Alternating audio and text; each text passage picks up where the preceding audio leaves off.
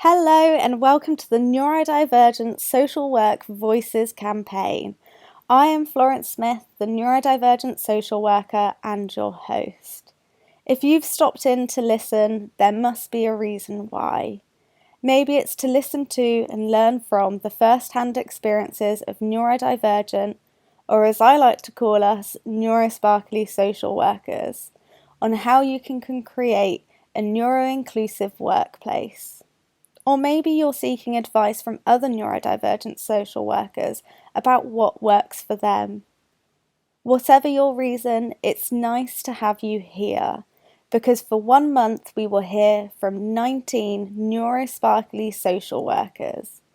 The conversations will explore 19 journeys, 19 unique neurological profiles, and 19 tips for other neurosparkly social workers. So, why has this campaign been launched?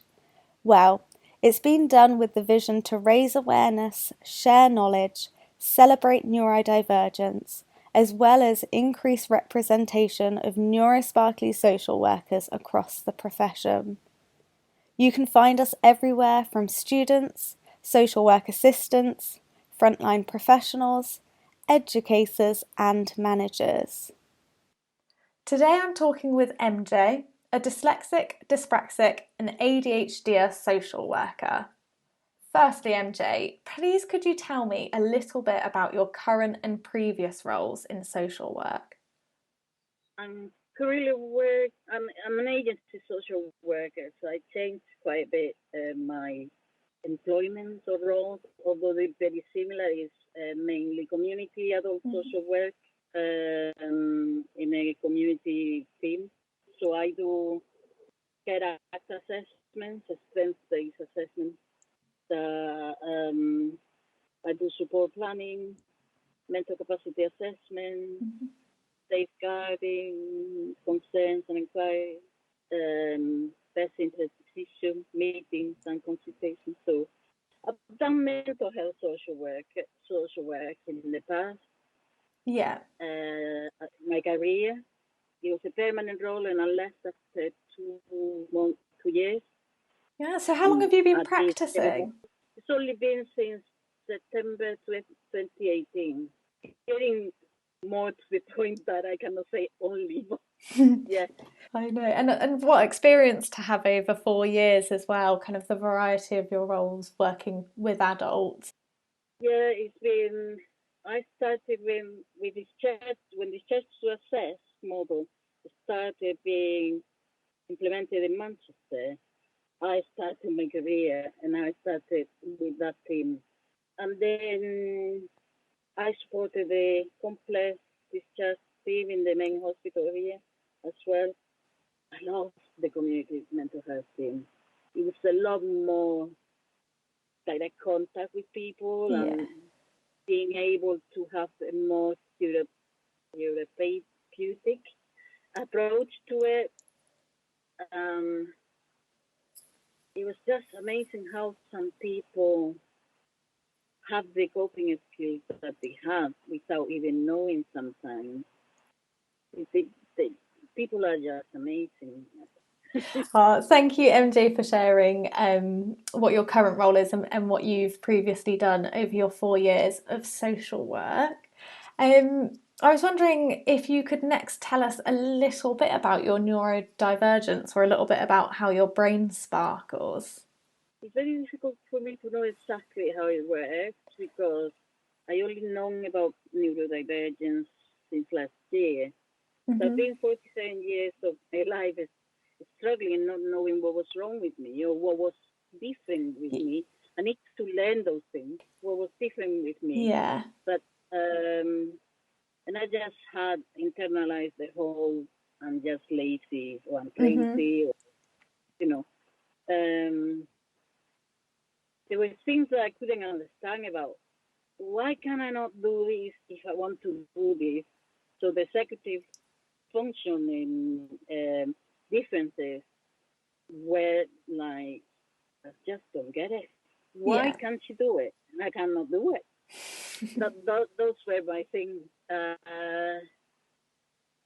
But then like studying social work in my second language, which I learned as an adult. It was like I did it, and I did it well. Obviously, I struggled with my impulsivity, getting into travel and things like that, but my strong sense of social justice. But I completely lost track of what.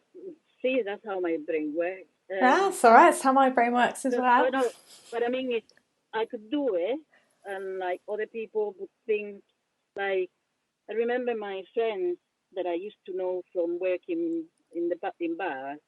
They would call me, some of them, genius because I managed to do it, and I just thought, not really. It's just it really interested me because it was like social work. It was like going home in a sense, Yeah. because it was everything that I like. It was helping, uh, not helping people. It wasn't that much about helping people in general, as in providing the tools for people so Mm-hmm. they could help themselves. That sense of redistribution, and everyone is um, everyone is worthy. Mm-hmm. We need everyone in the world because we all have different skills and points of view. So my brain is chaotic, and at the moment it's quite quiet with the medication. Thankfully, we live in this, and I was saying to you before, we live in this world of time and space. We use it to understand the world around us. But I think when you're dyspraxic, and I think I am, Mm-hmm. when your brain is sending a signal to grab something, it might be occupied with many other things, and it gets lost. Yeah. And it's interesting when you talk about kind of the grip going to grab something and even not gripping it hard enough. I work in the community as well, and I'm often in my car, and I find that I grip the steering wheel so tight, and it's not until I've finished a journey and I can feel it in my forearms. And again, that's my dyspraxia of like my brain telling my hand how hard I need to be holding something, but also how I tense up my body to be able to move in the car on visits. And it seems so minor, and anyone listening might think, what on earth does this have to do with social work practice? But as a dyspraxic But person who does tense their body up quite a lot, I find that I'm tired at the end of the day and I need to physically rest because it's constantly on the go. And that's without even taking into consideration the mind and the chaotic mind that can be up there as well. Do you have any particular strengths, do you think, due to your neurodivergence? I think I never consider myself creative. I think our brains, or my brain, is more about feel things, sense things. We see the whole picture, Mm-hmm.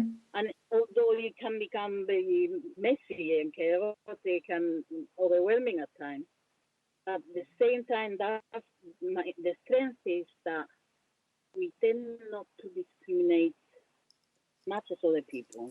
We tend to understand things with from a more holistic point of view, like we see the whole thing. Um, about the way my brain works is everything at the same time. Um, Sometimes something just escapes. It's not limitless. Mm-hmm. Do you know what the So things escaping? I often say it's things fall out of my ear, out of my brain and out of my ear. yeah, yeah. I guess it's just like what is not important to us at the time, but that might sound really bad for somebody who Mm-hmm. is very important for them that we are in time. Mm-hmm. But it's not that I don't care about being in time. It's just my brain doesn't consider it. But I'll move on to the second question now. And I was wondering if you could tell me a little bit about your experience of social work. So this can be ranging from your studies to your experiences of recruitment, onboarding, and practice. So I can talk about very negative experiences. Um, for dyslexia, although my employers from the beginning have known that I have this dyslexia, I had no reasonable adjustments whatsoever about it. Yeah. And then once I made my, and they didn't tell me about access to work. And being an immigrant, which I guess is international intersectionality, you feel like you don't deserve things like that because they cost money the country that you're working, and then you have to think, well, if I'm working here, you're getting the benefit of my energy, I guess, so it's not that bad. But anyway, but then I got the access to work report, the report assessment and report an outcome. I think it was October 2021. I told my employer I was an agency social worker, and although access to work said they would refund 100% of the cost of any reasonable adjustments they were requesting, the council said that they didn't want to do it because they were not my employer.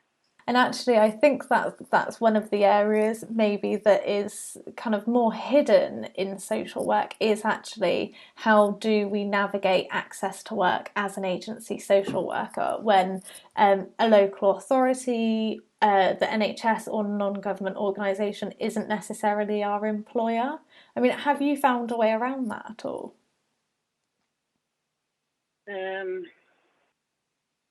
The way around it was that the council ended up taking responsibility for it, in a sense.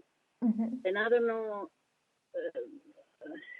to what extent was the lack of will to provide the reasonable adjustments because they cost money, although they were getting refunded, which is something that I don't get. Or it's just this pass the bucket and this is not my job, this is not my job, but now I don't do that, somebody else. And to what extent it was that things take a long time to be implemented. I got like the headphones for Dragon. I moved over with the condition of having Dragon read and write Go and Sonosen app, which is an audio recording app. So they put all those. They didn't provide all the training that the reasonable adjustment said. They didn't. Another thing that they don't give is enough time within working hours to train Dragon to get used to the way you speak, the way you say your words, and all that. And I think that is sometimes forgotten when it comes to reasonable adjustments, is that it's not just about giving us the software, it's about helping us use it as well and helping us learn how we can use it to support our practice. Because you can give us Dragon software, but it's like you said, it takes that protected time to learn it. Yeah, and then when I mentioned it to my last assessor of access to work, because I had that assessment in October, and I had another one in July. She said, "Well, people usually just train Dragon in their own time," and I'm thinking, but that thing, not I don't know how to say it. That is still then discriminating somebody who has to use their own time and their own energy in a job that already takes a lot more time than you contracted to do. It is a career that I think is made for us.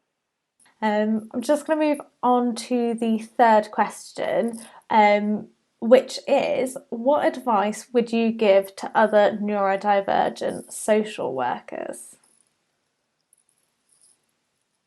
What helps when I'm struggling is to, if I stop and I write in a paper, what do you need now? And honor your needs, regardless of how different they are from other people, regardless of how inconvenient they might meeting those needs might seem to other people. When you honor your needs, you stop and say, okay, what's happening now? What do I need? What do you think you will feel good now? It might be put not to do not disturb because you need to focus on something and they keep ringing you. I think we tend to think our needs are the last to meet and the less important. But I think if we don't honor our needs, as inconvenient as they might seem to other people at the time, and as weird that they might seem to other people at the time how we need them, we're not going to be able to meet other people's needs that are within a role. I don't think that there could be any better advice, to be honest. When you started talking, it gave me goosebumps, and I was thinking, yes, MJ, we've got to honour our needs. And I don't know if it's part of kind of neurodivergence masking or camouflaging. It's that we push our needs down so much. And reflecting on what you said, I'm taking myself into the office environment and thinking there are so many times when it's really loud or it's really bright, and actually what my need in that moment is to go and find a quiet, dark space, not pitch black dark, but a little bit dimmer than clinically white office space, and be able to kind of sit in that silence, in the quiet, in the stillness. But we end up pushing it down, or I end up pushing it down. You need to forget about those social judgments and judgments. Yeah. And just regardless of how weird it might seem to other people, how you meet them, how inconvenient.